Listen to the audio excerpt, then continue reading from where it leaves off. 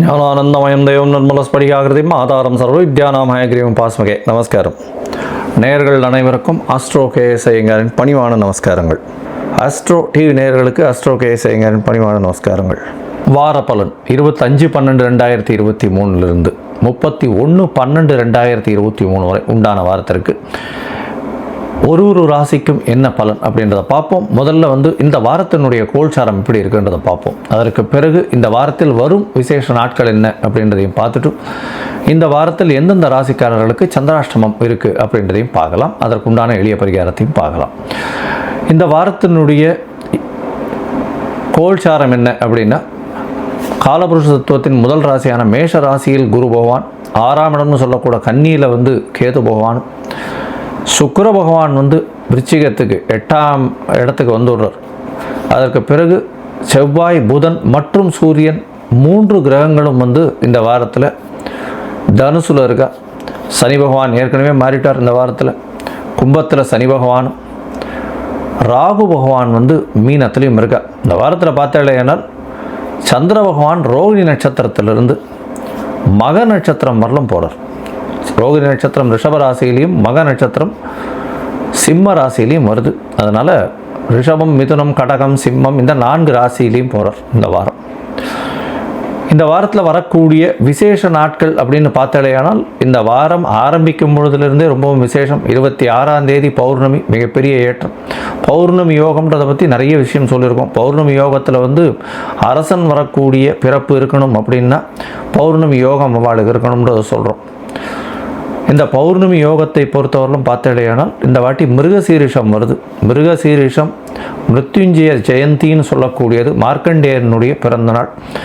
யமனை தன்னுடைய மரணத்தை எதிர்த்து யமனையே வென்ற சிவபெருமானின் மூலியமாக வென்றவர் மார்க்கண்டேயர். அதாவது தீர்காயுஷ்மான் பவன் 16 வயதிலிருந்து என்றும் 16 ஒரு விஷயத்தை ஆசீர்வாதத்தை வாங்கினவர். அதனால் மிருத்யுஞ்சய ஜெயந்தி அப்படின்றது பேர். மார்க்கண்டேய ஜெயந்தின்னு சொல்லுவாள். இந்த வாரத்தில் பார்த்தோம்னா 27ஆம் தேதி அன்னைக்கு திரு ஆதிரை. ஆதிரை நட்சத்திரம் சிவபெருமானுக்கு பெரிய விசேஷம். சிதம்பரத்தில் பெரிய ஏற்றம். திருவாதிரைக்கு பார்த்தாலேயானால் பொதுவாகவே திருவாதிரை இந்த பெண்கள் எல்லாமே, கன்னி பெண்களாக இருக்கட்டும், சுமங்களாக இருக்கட்டும், அவெல்லாம் விரதம் இருப்பாள். தன்னுடைய கணவனுக்கு நல்ல ஒரு ஏற்றம் கிடைக்க வேணும் அப்படின்றதுக்காக. திருவாதிரைக்கு முன்னாடி 9 நாளிலிருந்தே திருவம்பாவை சொல்ல ஆரம்பிச்சிடுவாள்.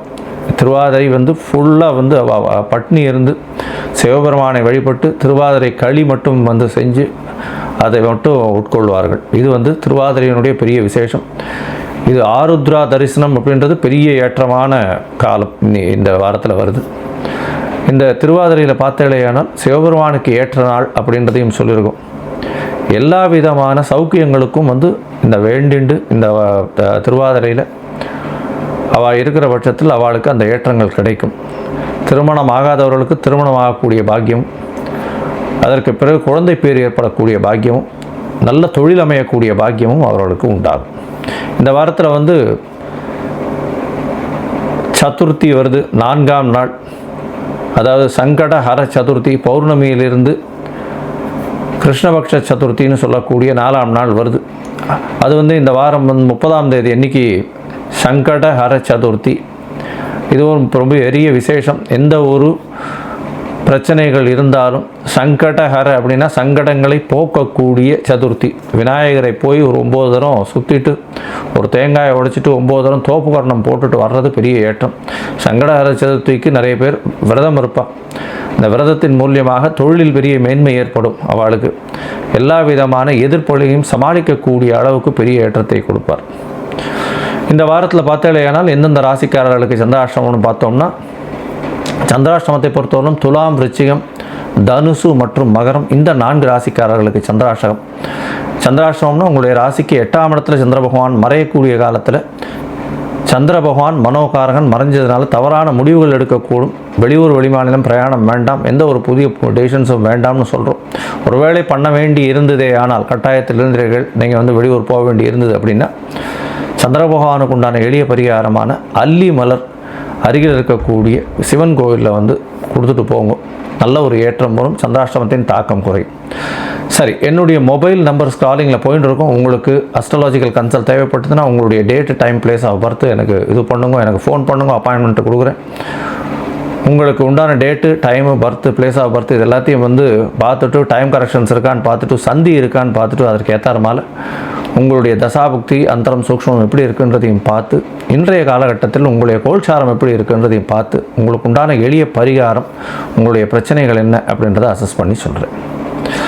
இப்போது ஒரு ராசியாக 25/12/2023 31/12/2023 வரை உண்டான வாரத்திற்கு மேஷம் முதல் மீனம் வரை எப்படி இருக்குன்றதை பார்க்கலாம். ரிஷபம், கிருத்திகை, ரோகிணி, மிருகசீரிஷம் இந்த 3 நட்சத்திரம் 9 பாதங்களை கொண்ட ராசி. ராசியின் அதிபதி அப்படின்னு சொல்லக்கூடியவர் வந்து சுக்கிர பகவான். ராசிக்கு சமசப்தமத்திலே வரார். இந்த வாரம் ஆரம்பித்ததுலேருந்தே பார்த்தாலேயானால், அதாவது 26ஆம் தேதியே வந்து 7ஆம் இடத்துல வந்துடுறார். உங்களுடைய ராசியவே நேரடியாக பார்க்குறார். நல்ல ஒரு ஏற்றமான காலம். இந்த வாரத்தில் உங்களுடைய ராசிக்கு பார்த்தாலேயானால் 8ஆம் இடத்துல வந்து செவ்வாய் பகவான் சப்தமாதிபதி மறைந்திருக்கிறதும், குருவும் பரிவர்த்தனை பெறுறதும் பெரிய ஏற்றம். 12ஆம் அதிபதி 8ஆம் அதிபதியும் சேர்ந்து இருக்கிறது, பரிவர்த்தனை பெறுறது பெரிய ஏற்றத்தை கொடுக்கும். வெளியூர், வெளிமாநிலம், வெளிநாடு போகக்கூடிய வாய்ப்புகள் நிச்சயமாக உண்டு. திடீர் பணவரவு வரும். எதிர்பாராத இடத்திலிருந்து செல்வங்கள் வரக்கூடிய காலகட்டமாக இருக்கும். வீடுமனை வாங்கக்கூடிய வாய்ப்புகள் நிச்சயமாக உண்டு. இந்த வாரத்தில் வந்து உங்களுடைய ராசிக்கு பார்த்தாலேயானால் திருமணத்திற்கு பார்த்து கொண்டிருப்பவர்கள் திருமண யோகம் வந்தாச்சு. இது எல்லாத்தையுமே பார்த்து முடிச்சுக்கோங்க. தை மாதத்தில் வந்து கல்யாணத்தை பண்ணிக்கோங்க. அது வந்து ஒரு நல்ல ஒரு ஏற்றம். ஏன்னா இந்த வாரத்தில் போகக்கூடிய உங்களுடைய ஜாதகங்கள் நிச்சயமாக ஒரு என்ன சொல்கிறது, ஒரு ஆணுக்கு பெண்ணோ பெண்ணுக்கு ஆணோ நிச்சயமாக கண்டிப்பாக கிடைக்கக்கூடிய காலகட்டமாக இந்த வாரம் அமையிறது. சமசப்தமத்தில் சுக்கிர பகவான் உங்களுடைய ராசியை பார்க்கறது பெரிய விசேஷம். இந்த வாரத்தில் பார்த்தோன்னா உங்களுடைய ராசிக்கு 11ஆம் இடத்தில் இருக்கக்கூடிய ராகு பகவான் மூலியமாக வெளிநாட்டு தொடர்பு வரக்கூடிய வாய்ப்பு. வெளியூர், வெளி மதத்தினர், வெளிநாடு, வெளி சம்பந்தமாக உங்களுக்கு ஒரு நல்ல ஏற்றமான காலகட்டமாக இருக்கும். அதுவும் அரசு துறையில், அரசியல் துறையில் இருக்கிறவா, அதை தவிர வந்து இந்த பொது வெளியில் இருக்கிறவா, பொது வெளின்னு சொல்லக்கூடியது சின்ன திரை, பெரிய திரை, அந்த மாதிரியான விஷயங்கள் பற்றிலாம் இருக்கிறவா, அதை தவிர பேச்சு திறன் அதிகமாக இருக்கக்கூடியவர்கள், கலைத்துறையில் இருக்கக்கூடியவர்களுக்கெல்லாம் பெரிய ஏற்றம் கிடைக்கக்கூடிய காலகட்டமாக இந்த வாரம் அமையிறது. இந்த வாரத்தில் பார்த்தாலேயானால் உங்களுடைய பேச்சின் பொழுது, பேச்சினாலேயே பெரிய ஏற்றம் கிடைக்கக்கூடிய கவிஞர்கள், அதை தவிர எழுத்து பணியாளர்கள், இவாளுக்கெல்லாம் தட்டச்சர்கள், இவாளுக்கெல்லாம் பெரிய ஏற்றம் கிடைக்கக்கூடிய வாரமாக இந்த வாரம் அமையிறது. இந்த வாரத்தில் பார்த்தோம்னா 25/12 31/12/2023 வரை உண்டான வாரத்தில் சந்திர பகவான் உங்களுடைய ராசியிலே உச்சம் பெற்று இருக்கிறதும், சுக்கிர பகவானால் பார்க்கப்படுறதும் பெரிய ஏற்றம். அதீத சுபத்துவம் அடையக்கூடிய சந்திர பகவான் மூலியமாக நல்ல ஒரு ஏற்றம் கிடைக்கும். முயற்சிகள் அனைத்தும் வெற்றி பெறக்கூடிய காலகட்டம். இளைய சகோதரர் மூலியமாக நல்ல ஒரு செய்தி வரக்கூடிய காலகட்டமாக இருக்குது. உங்களுடைய உடல்நிலையில் நல்ல ஒரு ஏற்றம் இருக்கும். தந்தையின் உடல்நிலையில் சற்று தொய்வு ஏற்படக்கூடிய காலகட்டமாக இருக்கும். வெளிநாட்டிற்கு படிப்பதற்காக போகக்கூடிய மாணவர்களுக்கு கண்டிப்பாக இப்போ சீட்டு கிடைக்கக்கூடிய காலகட்டம் இருக்குது. அதாவது பர்மனன்ட் ரெசிடென்ஷிப் நிச்சயமாக கிடைக்கக்கூடிய காலகட்டமாக இருக்கும். இந்த வாரத்தில் பார்த்தாலேயானால் உங்களுடைய ராசிக்கு 2ஆம் இடத்துல போகிறார் சந்திர பகவான். 26ஆம் தேதி மாலை ஒரு 6:30 மணிலேருந்து அவர் வந்து 2ஆம் இடத்துல இருக்கார். உங்களுடைய பேச்சில் நல்ல ஒரு இது இருக்கும், அதாவது நளினம் இருக்கும். குடும்பத்தில் நல்ல ஒரு விசேஷம் இருக்கும். ஏன்னா பௌர்ணமி யோகம் வேறு. குடும்பத்தில் நல்ல ஒரு ஏற்றங்கள் இருக்கக்கூடிய காலகட்டம். புத பகவானும் தன்னுடைய வீட்டை பார்க்குறதுனால பண வரவிற்கு பஞ்சம் இருக்காது, பணத்திற்கு பஞ்சமே இருக்காது, எப்பொழுதுமே வந்து கொண்டே இருக்கும். உங்களுடைய ராசிக்கு பார்த்தாலேயானால் புதிதாக ஏதாவது வாங்கக்கூடிய வாய்ப்புகள் உண்டு. பேச்சினாலேயே எல்லாரையும் கவர் பண்ணக்கூடிய வாய்ப்புகள் நிச்சயமாக இருக்கும். உங்களுடைய ராசிக்கு 3ஆம் இடத்துக்கு சந்திர பகவான் போகிறார். அதாவது 26ஆம் தேதி சாயந்தரத்திலிருந்து 28ஆம் தேதி கார்த்தால ஒரு 10-10:15 வரலும் இருக்கார். இந்த காலகட்டத்தில் முயற்சிகள் அனைத்தும் வெற்றி பெறும். ஏன்னா 3ஆம் அதிபதி 3ஆம் இடத்தில் ஆட்சி பெற்றிருக்கிறதுனால எல்லா முயற்சிகளும் வெற்றி பெறும். கவலைப்பட தேவையில்லை. தாயின் உடல்நிலையில் நல்ல ஒரு ஏற்றம் இருக்கக்கூடிய காலகட்டமாக இருக்குது. ஏன்னா குரு பகவானே வந்து 4ஆம் இடத்தை பார்க்கறதுனாலையும் சந்திர பகவான் வந்து உங்களுடைய ராசிக்கு 3ஆம் இடத்தில் ஆட்சி பெற்று போகக்கூடிய காலகட்டமாக இருக்கிறது பெரிய ஏற்றம்.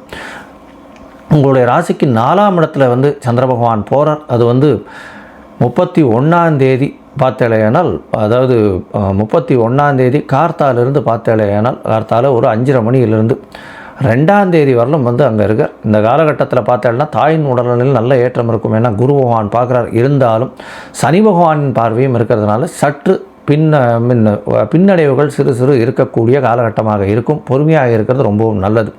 மொத்தத்தில் பார்த்தீங்கன்னா இந்த வாரம் பெரிய ஏற்றமான வாரமாக இருக்குது. நீங்கள் வந்து இங்கே அருகில் இருக்கக்கூடிய வரதராஜ பெருமாள் கோவில் போயிட்டு வாங்க. காஞ்சிபுரத்தில் நல்ல ஒரு ஏற்றமும் மாற்றமும் நிச்சயமாக உங்களுடைய வாழ்வில் வரும்.